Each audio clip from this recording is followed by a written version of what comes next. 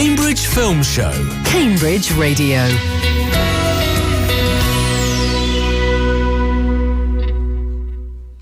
Hello, you're listening to the Cambridge Film Show, your fortnightly guide to the latest movie releases on the big screen and small. I'm Luke Irwin, and with the recent release of a Minecraft movie, I'm beginning to think Hollywood has taken the phrase blockbuster cinema to its literal extreme. Oh. Joining me over the next hour are some people who may not have succumbed to the Minecraft fever, but they certainly know a thing or two about digging through dirt to find the rare gem. We have the pickaxe that always strikes gold, Lorcan O'Neill. Good afternoon. The lodestone keeping us on track, Stewart Paske. Hello. An enchanting presence you can't craft, Emma Marchant. Oh, that's nice. Hello. And our very own dirt block, Nick Kitchin. Steady on. Hello. I think we managed to alienate most of the audience and indeed Nick with that introduction. But if you happen not to be a teenage boy, there are plenty of other films besides Minecraft that we'll be discussing today. We have Oscar winner Rami Malek in the spy thriller The Amateur. A First Date takes a terrifying turn in the mystery thriller Drop, and Paul Rudd makes a series of bad decisions in the comedy horror Death of a Unicorn. Meanwhile, in this week's streaming releases, we'll review Pets, a Disney Plus documentary exploring people's relationship with their animal companions. We'll also talk G20, an Amazon Prime thriller featuring a terrorist raid on a political convention. And Emma and Lorcan will try to contain their excitement at the new Netflix film Frozen Hot Boys. But let's get started with Jack Black once again getting sucked through a wormhole into a video game. It's a Minecraft movie. In the overworld, Wow. anything you can dream about, you can create. Life here was perfect. Until one day, Flint and Steel, we came across the Nether. A place with no joy or creativity at all. You! What are you making? Oh! If they get their way, this beautiful world and everything in it will wither and die. If we want to save this world, creativity is key to survival. Coming in hot!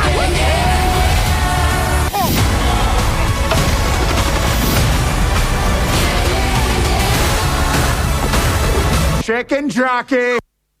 Based on the extraordinarily successful video game, a Minecraft movie tells the story of four misfits who accidentally create a portal that transports them to a world where everything is made of malleable cube blocks. We'll get stuck into the story in a little more detail soon, but I think, to be honest, the story seems somewhat extraneous to the events of this film. But it's hard, Stu, to review this film without first talking about the bizarre trend surrounding its cinema-going experience, which I think is going to affect a lot of people's overall enjoyment of this film. I know you had quite a time at your cinema trip. Can you tell us what people might expect from their Minecraft screening? So Minecraft is a game that's been around for a very long time, and it has a very, very particular fan base. Its more modern iterations of the game have drawn a very teen-centric, child-friendly audience as well. And these are people who have grown up on memes, on watching these video games be played by professional streamers, and with it have come a certain number of memes and tropes that have come with the audiences into the cinemas. Now, whether the filmmakers made these points in the movie to rile up these young fans or not, I couldn't say. Probably yes, but it has resulted in a fair amount of disruptive behaviour in cinemas, in terms of people throwing popcorn at the chicken jockey moment. It's generally cheering at certain mentions of fan favourites, and it's sort of divided opinion. You've got a lot of cinema goers who find it disruptive to otherwise, normally when you go to the cinema, it's usually fairly quiet. You sit down, you watch the film, and you keep stum. This isn't the case with this film, and I think it's going to divide audiences. For the younger fans, for the hardcore fans that this film targets, it'll probably be fine. They won't bat an eyelid. But for anyone else who's taking perhaps a younger audience or an older person going to see this out of curiosity or for entertainment, I think it'll be disruptive. Yes, and that chicken jockey moment in the trailer really did catch me off guard. Lorcan, Stu sort of referenced the game here. It is a sandbox game, which I'm sure you are familiar with the term. But it seems so. It's based as this idea that you're playing at a literal sandbox, and it's about creating without consequence. You can build things and you can knock things down again. It seems strange that a game like that could get made into a somewhat linear narrative. How on earth have they managed to pull that off? A lot of writing credits from the looks of it. I think this film has 7, 8, 9 writing credits. I think after the film debuted to a big success, I think every screenwriter in Hollywood was coming out of the woodwork to say they contributed a line or two here or there. So I think it has been a lot of work to try and bring something together. I think Stu makes a really good point about he doesn't know whether or not the meme-worthy moments and the chicken jockey moments are how deliberate that is. And to be honest, I don't even know the reaction from kids watching this. I don't know if it's ironic or if they genuinely feel spoken to, or how the film exactly was pitched. But I think it's noteworthy to say it's directed by Jared Hess, who did Nacho Libre, which starred Jack Black, and he also did Napoleon Dynamite and Gentlemen Broncos, and those 3 films I'm quite a big fan of. And when the film starts off in the real, there's a preamble in the Minecraft world, and then it goes to the real world. I loved that 10-15 minutes in the real world, because it felt like a mini Jared Hess film. What's his face? Jermaine Clement shows up, and he's laugh out loud funny, and everything's very cute and sweet in that little world. And then they go to the Minecraft world, which is hideous. But I don't know. Is that the point? I don't know. But I will say the first half I was totally with it. I really appreciated this constant linear progression of just a proper narrative. You've got 2 side characters, the sister and the real estate agent, who have absolutely nothing to do and very little character arc. And then about halfway through the film, they split up into 2 teams, and so you've got the completely useless characters who don't have any kind of character or arc or anything going on. We spend a good chunk of the film just them, for reasons I can't even begin to imagine. I don't even know why they split off in the first place. And then the film kind of ends in this kind of ugly CGI mess. But the first half, I was solidly with it. And, I mean, the audience clapped whenever the film ended, so it's clearly appealing to whoever it's supposed to appeal to. Lorcan just asked a very important question. The Minecraft world looks hideous. Is that intentional? Yes, it looks exactly like the video game. And even if it doesn't look particularly pleasant on a big screen, it is intentionally stylized, and so they've kind of hit the nail on the head, even if it does kind of translate poorly to cinema. I think another thing that's notable, you've seen this, haven't you, Nick? I have, yeah. This is a film for teenage boys, and the 2 main stars of this film are Jack Black, who's 55 years old, and Jason Momoa, who's 45 years old. But Jack Black sort of has this reputation as being like this, a big kid grown up. And I think his performance in this film is the most Jack Black that he could possibly be. Did you find that those 2 men carried this film for young boys? Well, it's interesting you should say that. The Jack Black, I felt, actually channeled Nacho quite a lot from Nacho Libre, who was giving me a lot of those vibes. I thought he was funny, and I thought Momoa was a big kid, played along with the big kid quite well. How it translates to the audience this film is for, I'm not sure. And it's a very good question, because I wasn't sure who this film was for. Is it for sort of 12 or pre-teen, early teens? Is it for sort of slightly older people who've grown up with Minecraft and played Minecraft? When I came out of the cinema, I heard 20-somethings really sort of going, well, they could have done more with this and they could have done less with that, but seemed to be really enthused by it. My 12-year-old went with a bunch of his friends, absolutely loved it. I'm afraid probably were disruptive, clapping away and all the rest of it. The show that I went to, by the way, the screening had a lot of clapping and whooping at Chicken Jockey and I Am Steve and a whole bunch of other memes that went completely above my head. But I actually found that quite a joyous experience, because a bit like Lorcan, I had absolutely no idea what was going on. I kind of liked the first third, and then it seemed to divide itself off into various different subplots. I mean, I didn't get the subplot with the villager and Jennifer Connelly's romance. I know they tried to resolve it in the credits, but the movie had ended by then. So I wasn't really sure who this movie was for, but then I realised it's not for me. This is a Gen Z millennial film, and maybe the future of cinema. And while I didn't really think it worked particularly narratively as a film, it was a bit of a mess, I actually really enjoyed the experience, and I really I would actually say to people, if you're not that invested in Minecraft, go for the experience of the audience reaction, because I personally like that, but I do appreciate that others don't. I mean, I don't think Stu did so much. Not so much, but Nick says a quite interesting point about the narrative of the film. It's interesting they chose this film to make a narrative-driven movie about, when you consider that it's a sandbox game. There is no narrative to the game. You make your own story. You make up your own adventure. Whereas something like Mario or Sonic would translate better to the big screen because they have a narrative arc in their games. This is they've just made a story out of nothing, and I don't think it landed particularly well as a result. I think just to piggyback on that point,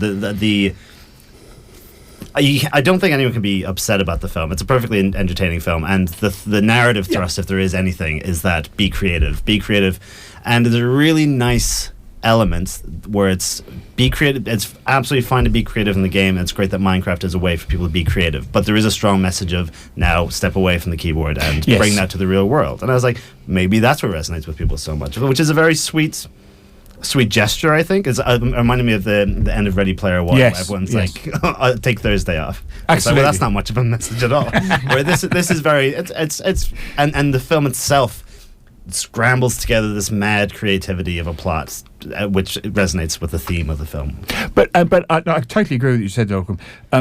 People seem to derive enormous pleasure from this movie, and so for that alone, I'd say, it's done a good job. And look at the remarkable figures it's getting people back into cinema. All three of my kids are going to... Sorry, I haven't seen it, but all three of my children, who are 18, and 14, have all going to see it separately with big groups of people. I can't remember the last time they as 18-year-old boys, were like, you know what, we're going to go to the cinema. Yeah, on that note, so it made $162 million in its opening weekend, which has matched Barbie, and it's already the highest grossing film of this year.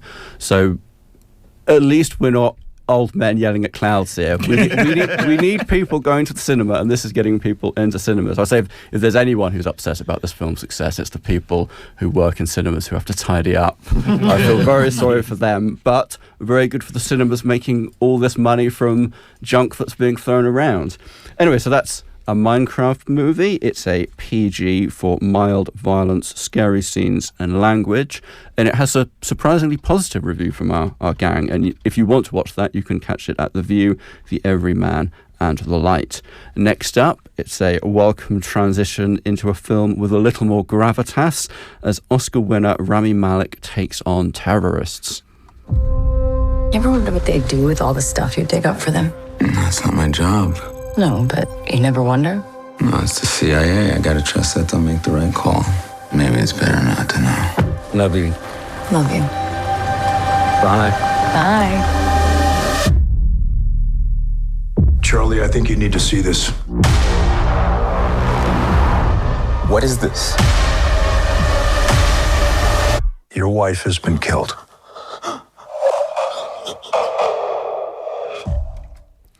After a CIA analyst's wife is killed by armed criminals, he blackmails the agency to train him as a field operative so that he can seek revenge. Nick, the revenge thriller is a pretty timeless genre, and when we hear a plot synopsis like that, dead wife, spies, revenge, I'm sure we can all think of about half a dozen films that fill that criteria. So does the amateur rise above the cliches? Well, the first note I made when I came out of the screening and I knew very little about the movie was that it's an old school thriller I wrote, and then I IMDb'd it later to discover that it is a remake from a Robert Little novel from the original film was made in 1981, and they follow that kind of old school spy thriller mystery trope quite on the money, really. On the money, as in they don't take many risks with it. And maybe this is the problem with the movie for me. The Malik does play off-kilter, outsider, sort of loner, slightly weird presence very, very well. What he doesn't, for me, do is particularly any emotional depth. And this film is basically not really a plot spoiler. His wife is killed by terrorists, and he goes on a mission to avenge her death, and that's set up within the first 5 minutes of the movie. He is not a killer. He's a CIA analyst, nerdy type, but he's got a IQ of 170, which we're reminded several times, and he uses that IQ to effect his revenge. It's from the director James Hawes, who gave us One Life and Slow Horses, so he knows how to do particularly with Slow Horses. He knows how to do that sort of slow burn drama and political sort of thriller very well. The problem with it all is nothing much really happens. And it's a bit boring, to be honest with you. When I say boring, it's not terribly, terribly boring, but it never really gets going. It lacks any emotional centre. The surveillance stuff felt current and on the money, so there's a sort of high-tech element. But there are plot holes as wide as the Grand Canyon throughout this. The moral ambiguity of what everyone is doing in this film is the most interesting thing, but is never explored. It's kind of lightly brushed over, with a particularly disappointing ending that really skirts the morality of what the entire cast is doing throughout this. It's very linear. It takes no risks at all with the narrative. You think, oh, so this is going to happen and this is going to happen. I wonder where the twist will come. Oh, there is no twist. It's exactly what you think it's going to be from A to B. And it's got a very damp squib of an ending, which I was at least hoping for a little bit more, but it kind of, for me, it petered out. And I wonder partly if that's because Rami Malek has many good traits as an actor, but he doesn't quite, he's not enough quite to hold a movie of this sort of gravitas with, and you know, he's supposed to be emotionally driven. You'd hardly know it. There's collateral damage all over the place, and at the end of I left it thinking, as a PG, I believe, you can correct me if that's wrong, but it's not even particularly violent. It's a 12A. Oh, it's 12A. Okay, it's a 12A. But you know, so it didn't. So it left me cold. I'm afraid. I left the movie going. The only thing I would say is it's a bit refreshing against all the gung ho action macho films that we get out there. This isn't that movie. It just never really gets going, and I'd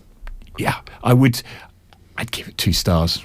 I think I was very surprised. I saw Rachel Brosnahan plays Dead Wife in this. Yes. Who was so funny and charismatic in The Marvellous Miss Maisel. And she's really struggled to get really good leading roles. I'm guessing, based on the plot, that she's not in this film a whole lot. No. She's going to be Lois Lane, Superman, though. Mm-hmm. Well, fingers crossed that she gets a bit more. She'll have more screen time in that than she does in this. I'm afraid it's not terrible. I don't want people to be put off by it. I wouldn't not recommend. It's hard to say. I wouldn't not recommend going to the cinema. I would recommend going to see it. There were bits to this film that I liked, but it just never really got going. It lacked fizz. Well, fingers crossed there'll be some better thrillers later on in today's show that might attract our audience. That is The Amateur. As I mentioned, it's a 12A for moderate violence. There's also Threat and Language if you're put off by that, and showing at The Light, The Everyman and The View. Up next, we have another widow finding themselves in a danger. Here's the trailer for Drop. I don't think I should go. He's been waiting patiently to meet you for months. It's just a date. I love you. Thank you. Have fun. Bye. Hey. Hi. Sorry, I got a drink because I was nervous. I had a couple in the car on the way over. I'll be honest. Can't believe we're actually doing this. I mean, you are the first guy who didn't ask for feet pics. It's a second date thing.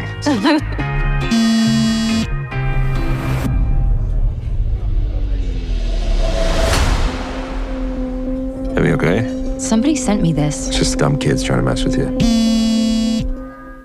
Drop stars Megan Fahey, best known for season 2 of The White Lotus, as a young mother who is terrorised by a mysterious cyber stalker while on a first date. Through a series of messages and memes, the stalker instructs Fahey to kill her dinner companion or else her family will die.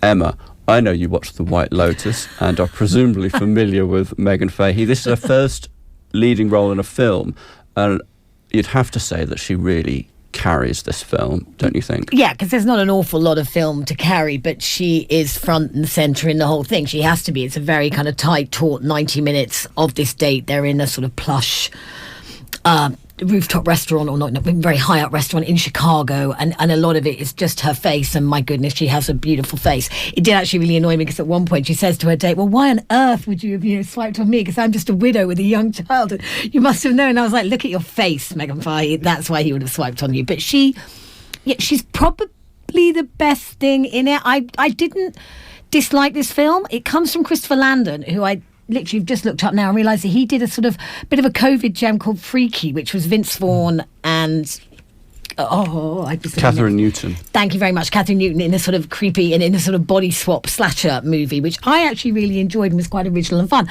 I think this is original and fun as well. Like you say, it's pretty taut. She's on this date with Brandon Skellner. I was just working out how to pronounce it. Brandon Skellner, who plays her the photographer, and this is where she gets into, and she's left her son for the first time, and you know that there is this horrendous backstory, and that's maybe where this film left me a little bit cold. I felt I was a bit beaten over the head by a domestic abuse storyline again, and I felt, in fact, for Brendan Skellner, because after this ends with us, I feel like the next choice, purely not really knowing it, but again, he's just saddled with this really heavy domestic abuse storyline, which I just didn't think fitted in with the rest of the movie. I wasn't sure what I was meant to think.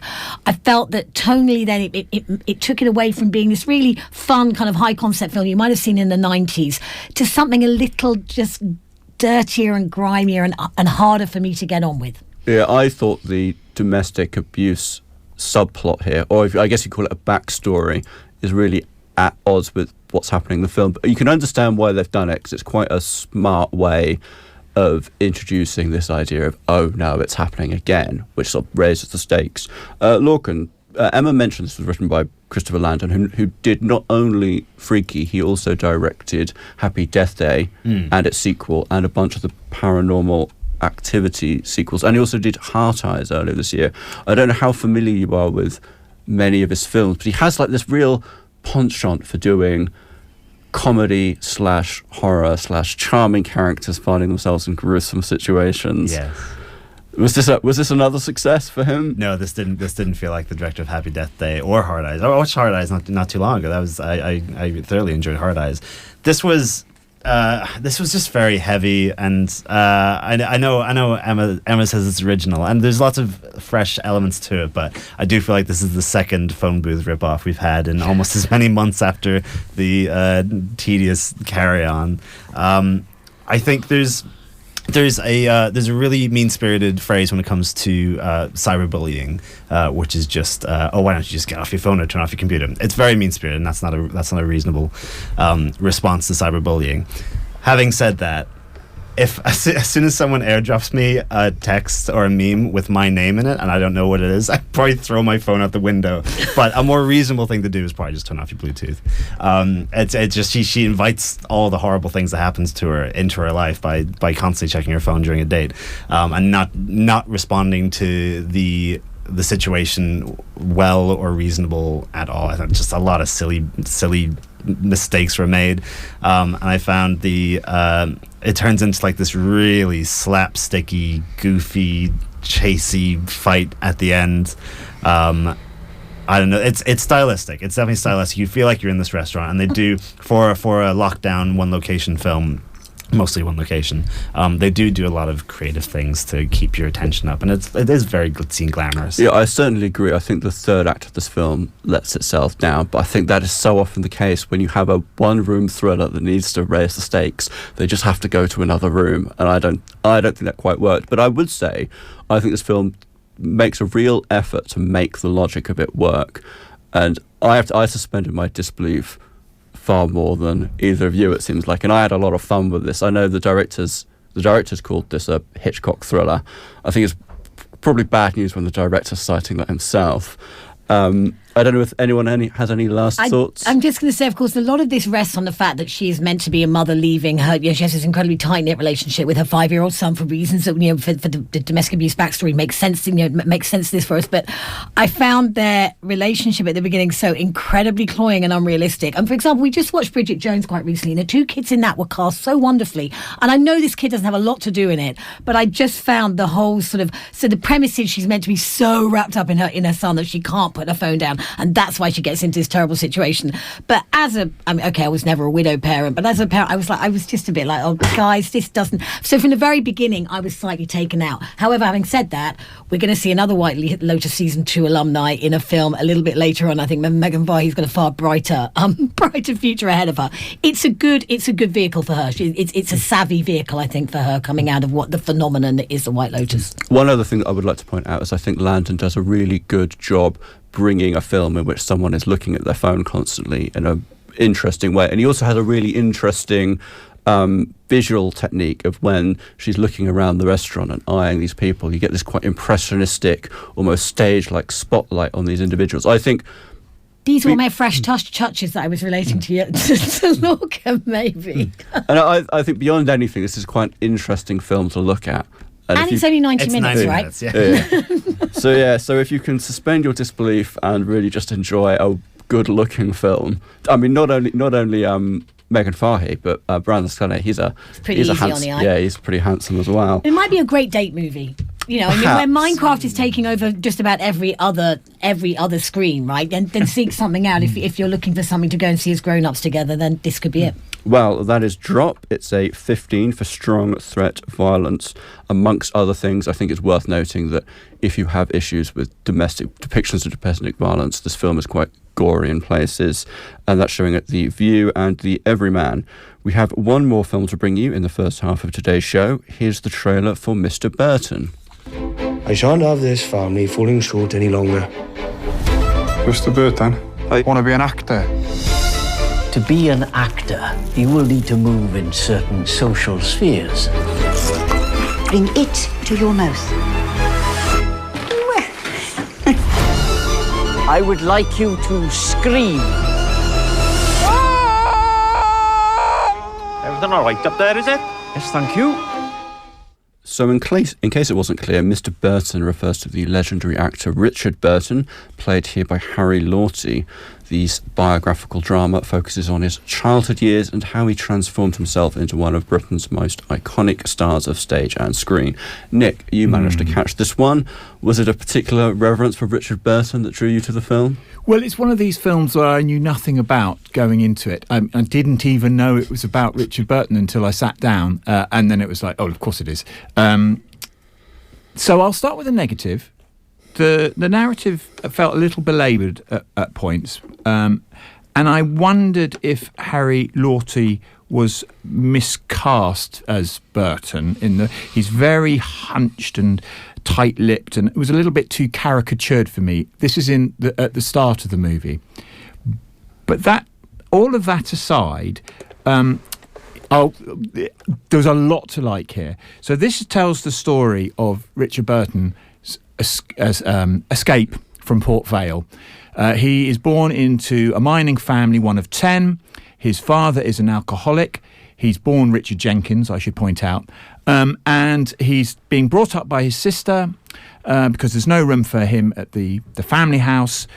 His dad is, as I say, always drunk and is not really there and not at all reliable. He befriends Philip Burton. Well, he doesn't befriend Philip Burton. Philip Burton is his teacher. He has to leave school because they're too poor to keep him in. He has to get a job. He then comes back to Philip manages to get him back into school. I won't, for the reasons won't go into. And then essentially the film shows how Philip adopts Richard and brings him into his lodgings in his home, and obviously adopts his name at some point. His father is I don't know if this actually happened or not, but basically sells him for 50 quid to Philip so he can adopt his name, which will allow him to get this Oxford scholarship. So I'm going into a lot of the backstory here, but why this is important is for two reasons. One, it's quite extraordinary how Richard got out of the circumstances in a bit like Shirley Bassey. You can quite hardly believe their journey arcs, to be honest, from the Vales of Wales to superstardom. And secondly, so this is the first 2/3 of the movie, and it also, some of the trials and tribulations, there's a lot of suggestion that Philip Burton is taking him and he's sort of grooming him. And in a way, there's a lot of that going on in that he is doing a lot of things that you might think, oh, hello, steady on, he's grooming, he's inviting you to the home, he's dressing you, he's getting you, he's doing all these kind of things for you. Why? There's no actual suggestion that Philip is homosexual, but he's an unmarried man living, played by the excellent Toby Jones, I should point out, and living as a lodger in Mars House, who's played by Leslie Manville. And so Burton struggles with that. And when he's accused of being a puff, to use the words in the movie, he reacts very badly and reacts against Philip.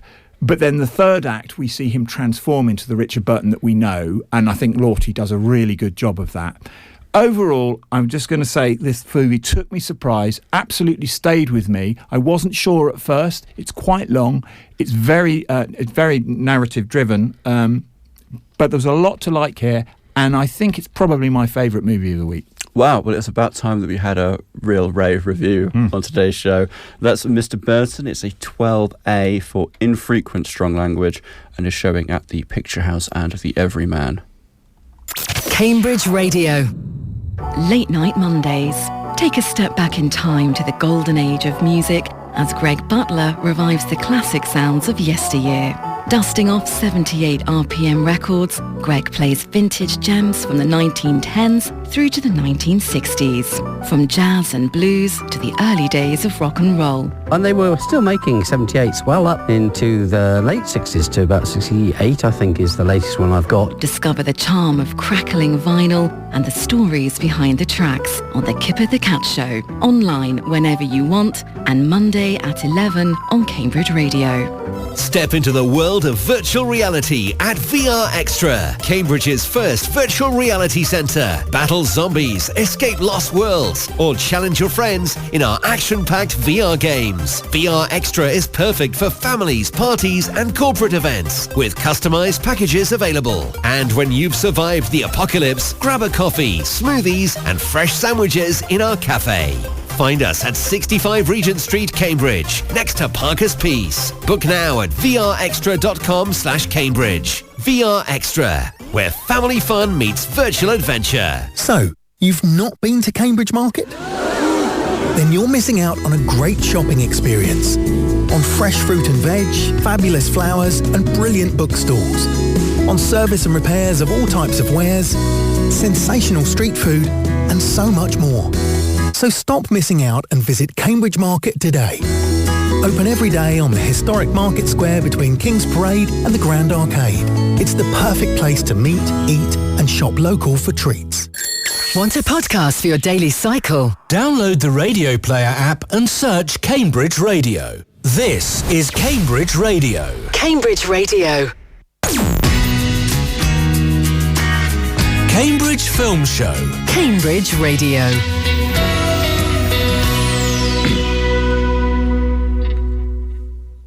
Welcome back to the Cambridge Film Show on Cambridge Radio. I'm Luke Irwin, and with me today are Emma Marchant, Nick Kitchin, Lorcan O'Neill and Stewart Paske. If you're just joining us, you've missed the gang trying to get into the mind of teenage boys in their review of a Minecraft movie. But you can always listen back to the show and all of our old episodes online. We're available as a podcast on your smart speaker and on YouTube. You can find us on the Radio Player app or by searching Cambridge Film Show wherever you get your audio. Back to today's show, we have 4 more films to review, starting with the comedy horror Death of a Unicorn. There is an issue with the trailer for that one, so I'll swing straight to Nick, who's seen this film. The setup here is while driving through a nature reserve for a weekend trip to meet his boss's family, ambitious career seeker Elliot, played by Paul Rudd, hits a unicorn and must now decide what to do with its body, a task made more complex after his daughter, played by Jenna Ortega, appears to experience a cosmic connection with the dying animal. Nick, how did you get on with this film? Well, this film...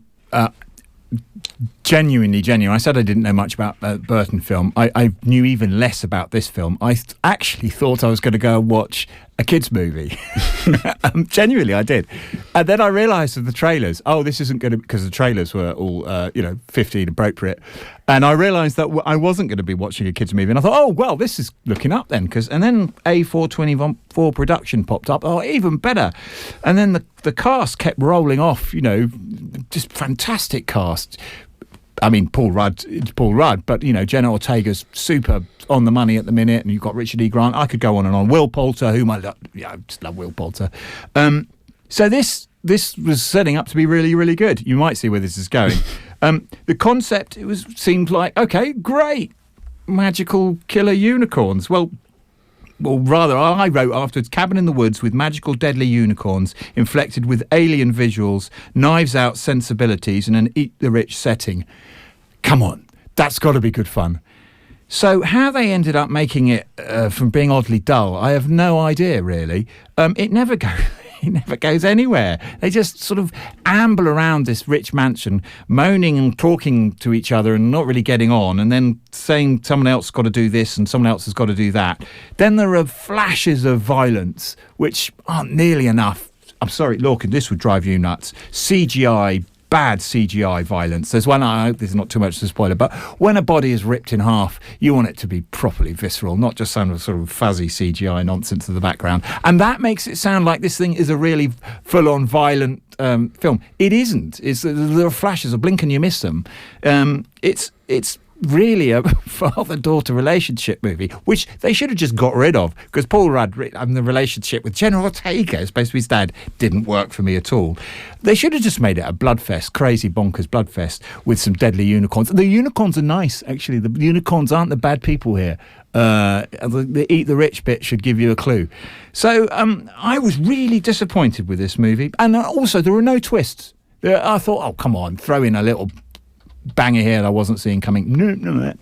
Yeah, it was really strange. It seemed to forget that it was supposed to be a satire about halfway through the film. I think you touched on, I think there's 3 different things going on here. Yeah. There's a really fun Eat the Rich tale. I think Richard E. Grant is superb in the moments that he has in this film. There are moments that really channel Withnail and I, where he gives these big dramatic monologues that's really fun. And Taylor Leone, who plays the wife, as this just heartless woman, is really funny and dry. And Will Poulter, I thought, was really fun and worth watching. But as you say, the film is centred around this father-daughter dynamic, and whoever cast Jenna Ortega to play Paul Rudd's son should not be allowed in Hollywood again. They don't look alike. No. They have no chemistry. No. Paul Rudd really tries his best. He has some quite witty moments here. But that, as you say, that just completely does not work. And then it becomes a horror basically in the final half hour. It's like, well, I got on with it a little better. Maybe I have a bit more sympathy for CGI gore fest. I enjoyed The Monkey the other week, which I was the only person who liked that. I have a lot of sympathy for that, but it just felt like it just turned into a completely different, much less interesting film that just had completely forgotten that it was supposed to be a comedy. I enjoyed The Monkey more than this. I will say, Will Poulter is the best thing in it. He is great. And no individual is bad in this. As you say, the great cut, that relationship you talk about, with Richard E. Grant and his wife is fantastic. But it doesn't add up to a coherent whole. And by the time it does decide, so it wants to be this political satire to begin with, and does it not very well and very sort of basically. By the time it decides it wants to be a horror movie, I was too late, too late. For me, personally, I do appreciate that, and I would like to say there's about more films often, there are definitely other opinions out there, because I think people are quite enjoying this movie. I just wasn't sure what I was watching. And by the way, there's nothing wrong with Jenna Ortega, but she's just miscast in that role. I thought it was because I think she's made some really wise career choices, basically carving out a real niche with things like Scream and the Beetlejuice sequel, and obviously a big break in Wednesday. Was that Wednesday's her big break. She's really carved out that niche, and she's trying to do a few other things. And I'm not sure this works. I'm not sure Jenna Ortega fans who come to watch this film will particularly enjoy this one. Yeah, a missed opportunity is how I would describe it, which is a real shame, because this is the sort of thing that I could have really enjoyed, but in the end, I didn't go anywhere for me. So we accidentally forgot to play the trailer at the top of this. So if this film does interest you, you can now listen to the trailer. The Leopolds donated this entire nature preserve, and they care about a lot of things, not just pharmaceuticals. Fine, I will sit there and smile. Sorry, we're late. What happened? You walked from the airport or what? It's perfect timing. I need you to act like everything is fine. Is there something in your car? A lot of species in this area are rare. What exactly are we saying this is, though? I think we know exactly what it is. A horse-like mammalia. With some sort of protrusion or growth. For Death of a Unicorn, it's a certificate of 15 for strong bloody violence, horror, gore and language. I got on with it a little better than Nick, and if you want to listen to, well, source of my opinion, you can watch that at The Everyman, The Light and The View. We turn our attention now to the week's streaming releases, starting with the new thriller on Amazon Prime. Madam President, we have a situation. Ma'am, apprehension is minutes away. A little much, don't you think, Mom? Zip it. You and your brother are coming to Cape Town with us. Why? You know why. All you ever care about is work. I implore all world leaders to join me at the G20 summit. Come on, Madam President. Now I gotta go save the world. We're 20 most powerful world leaders together. Going dark in 3, 2, 1. That was the trailer for G20, which stars Viola Davis as the US president, who must come to the aid of her nation's global allies after a group of terrorists terrorize the world leaders in a bid to destabilize the global economy. I'm sure there's a joke in there related to current political events, but I will resist that temptation. Emma, how did you get on with this film? Well, I mean, for starters, isn't it remarkable to think that Viola Davis is an EGOT, one of our handfuls of EGOT. She has won Emmy, Golden Globe, Oscar, Tony, and here she is heading up this slice of interesting fun on Amazon Prime. I mean, I did. Viola Davis commits to this performance like I have. I can't take. You can take nothing away from her from that. She is this kind of. She's a. I mean, how great would it be if she really was the president of the United States? She is a strong black woman leading the United States with a military background, with some really, she's got some tricks in her arsenal in terms of, being able to get rid of these terrorists. The terrorists themselves are led by Anthony Starr, best known as Homelander in The Boys. And I thought that was the most wasted opportunity because the baddies there was no real kind of passion, or I was expecting some kind of backstory to come up that maybe at some point, because as usual he was he's a disenchanted soldier or whatever, as they so often are in these things. And I was really hoping there was going to be some kind of connection with Viola Davis's military background and his military background, that it's going to turn out that she'd done something terrible to him in the field that she never even realised about, and that was why he was trying to bring it down. I thought that could really lean into the kind of psychopathic nature of Homelander, which Anthony Starr can do so well. But I thought he was a wasted opportunity. As a film, it wasn't the worst. I think other people are going to be worse about this than I am. In terms of streaming action thrillers, it wasn't the worst I've seen. It wasn't the best I've seen. I quite, the story, I quite like the initial story, like I said, of having all the world leaders in one room and then deciding, I can imagine the writers being like, right, which countries do you want to keep these, which leaders do we keep together, which leaders can we dispense of? Douglas Hodge, who I just feel pops up in so many British films as just a sort of buffling buffoon playing our Prime Minister, was also a very interesting piece of casting. And I said we would come to the second White Lotus 2 alumni of the week, and this was the hotel manager from season 2, if anyone remembers, playing the Italian. She is in this playing the Italian I think monetary fund, head of the monetary fund or whatever. There's a vast amount of tedious exposition that goes on in this film. But I've really talked a long time, haven't I? Not said much about it.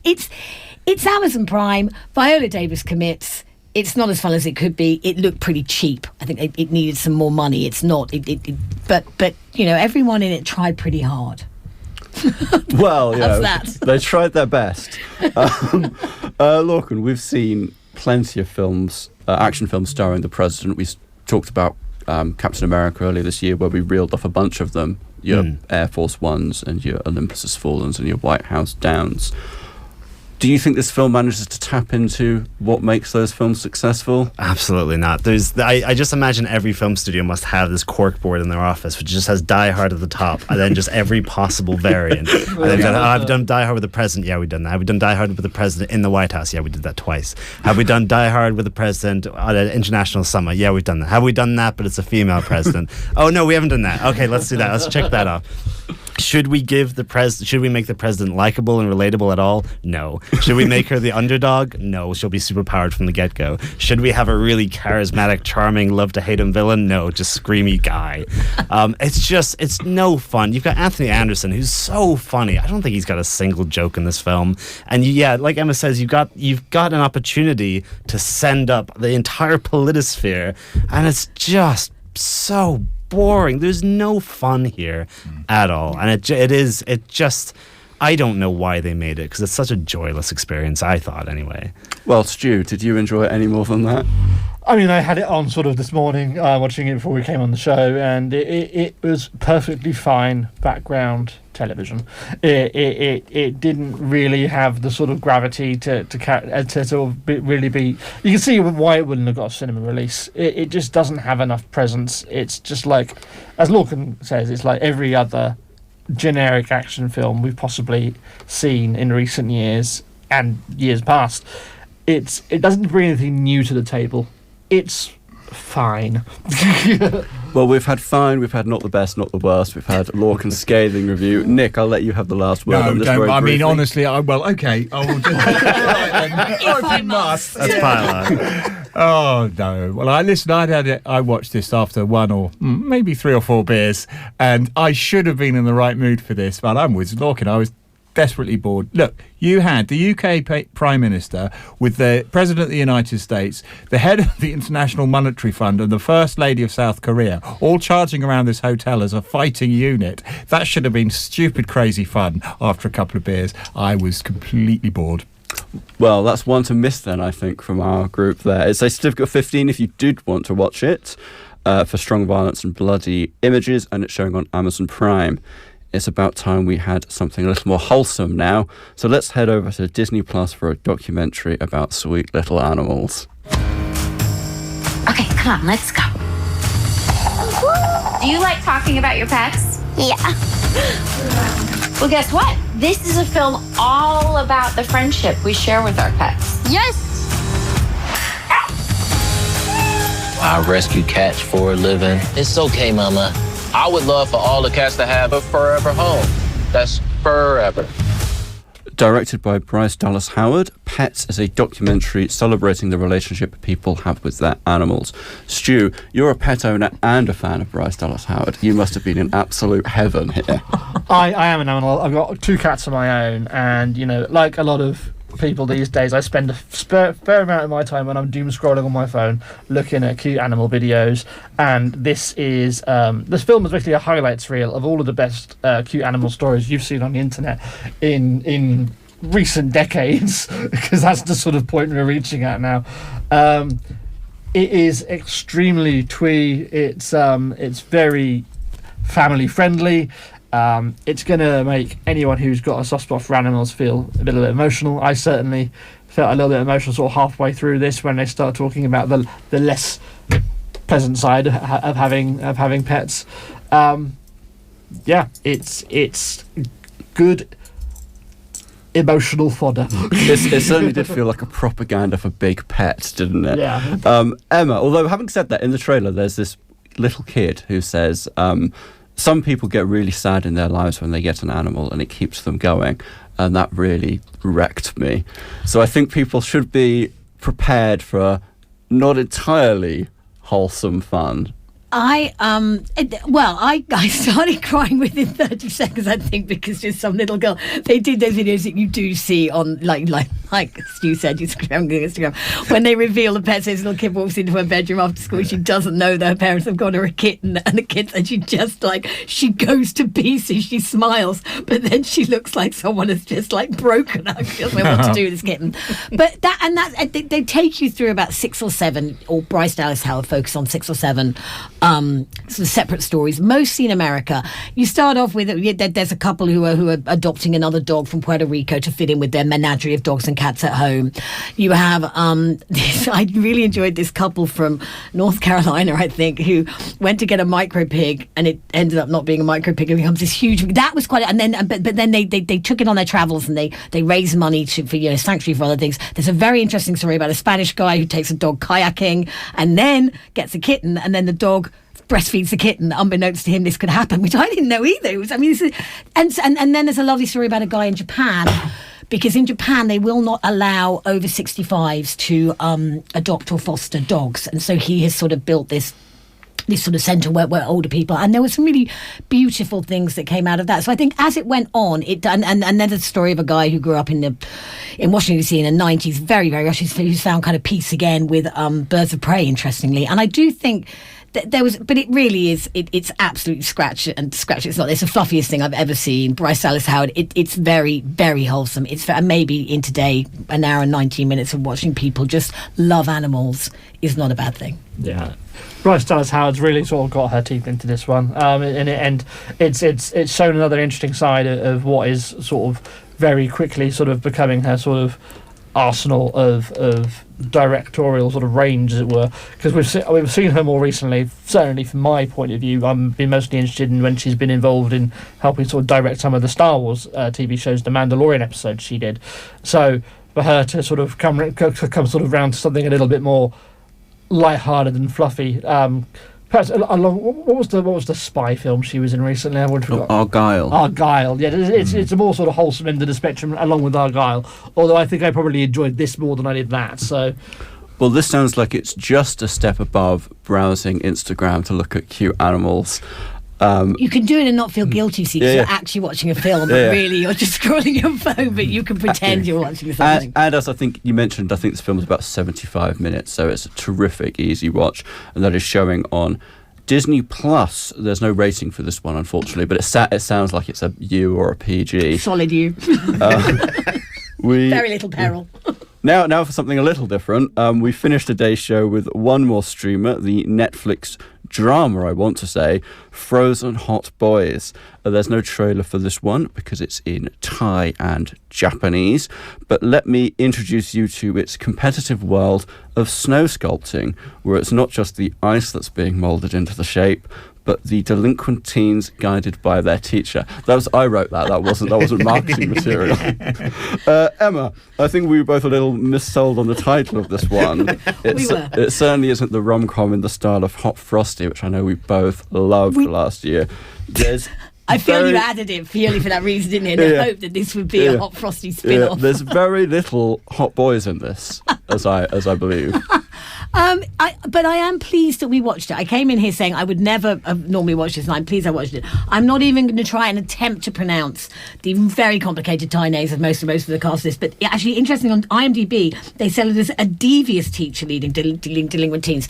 The first half of this movie is set in the juvenile detention centre in Thailand, and it's really quite hard-hitting. You see some of the crimes that these boys have committed, and they are ferocious, to say the least. So tonally it feels all over the place. You're never entirely sure if the teacher, again, who is a young, attractive female teacher, is sort of semi-grooming some of them. It just felt really, there was a lot doing there. But when they get to Japan, because the reason she wants to go to Japan is to meet her estranged father, who left her mother, who's working at the juvenile centre with her. She teaches there, but she wants to ignite her relationship with her father, who is living in Japan with his new family. So that's why she's so keen to go and do a snow sculpting contest in a country with boys from a country who've never even seen snow.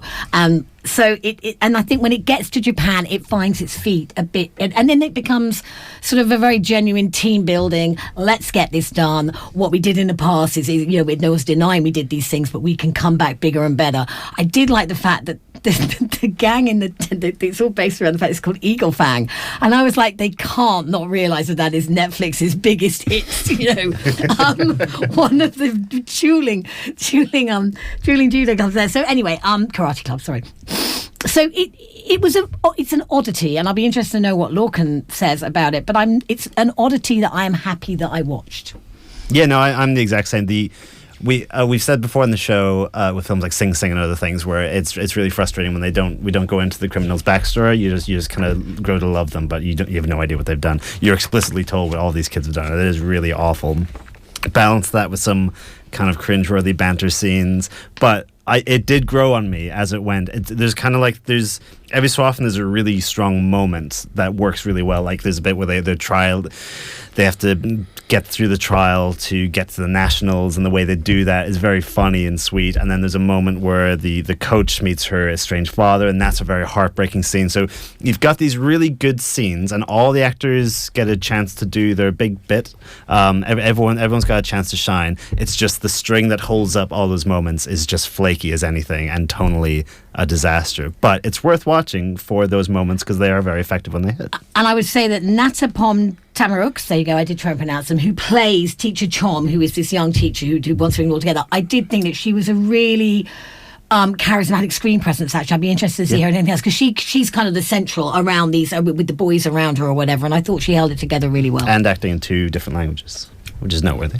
Yeah, I think that is worth pointing out, that this feels like a Japanese film, but it's not a Japanese film, so I think it's worth pointing out if anyone was expecting a K-drama or J-drama, I guess you'd say. It's not that. You get plenty of Japan. I think just under half the film is probably Japan, but then you get a lot of dark and gritty Thai stuff at the start as well. But kind of brutal Thai. Very brutal. Yeah. So be warned. Yes. Any final comments? I think if you know what you're expecting when you go, I didn't know what I was expecting, and I was still pleasantly surprised. I think it is worth seeking out. Push through the first 30 minutes and you'll find a gem there, I think. Yeah. Well, there we go. That was Frozen Hot Boys. It's a certificate 15 for injury, detail, language, distressing scenes and violence. Goodness me. And it's showing on Netflix. That's all we have time for this week. Please join us again on Saturday, the 26th of April, where we will be reviewing Sinners, a new supernatural horror from director Ryan Coogler, and The Penguin Lessons, a true life comedy drama starring Steve Coogan. Elsewhere, Ben Affleck returns in The Accountant 2, which I dare say will feature very little bookkeeping, and Alex Garland has a new war film. He may have a long way to go to top Civil War. That's all from us today. Goodbye. Cambridge Film Show. Cambridge Radio.